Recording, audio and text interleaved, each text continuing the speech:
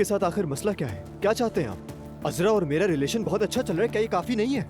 और आपने मुझे उसके सामने शर्मिंदा कर दिया, क्यों बात अगर सुनाई किसी को जाती है शर्मिंदा होना चाहिए तो उस औरत को होना चाहिए। बेटे तो शादी कर रहा हूं मैं।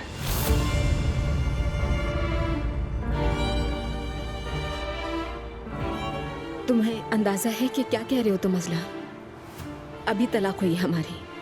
अगर औरतें दुनिया चलाएंगी तो दुनिया पता नहीं कहां से कहां निकल जाएगी। असलान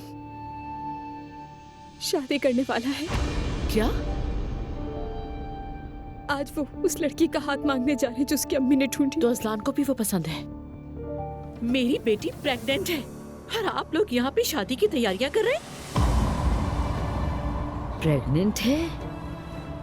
या अल्लाह मुझे उठा ले। अम्मी, आपके मरने का ये सही वक्त बिल्कुल नहीं है। नायला, फजूल बातें करके मुझे गुस्सा मत दिलाओ प्लीज।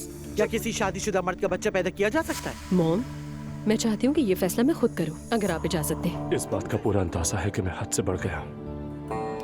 अगर तुम मेरे साथ इतने एग्रेसिव ना हो तो रोहान, तुम्हें खुद पता चल जाए कि मैं पहले ही तुम्हारा साथ दे रही हूँ।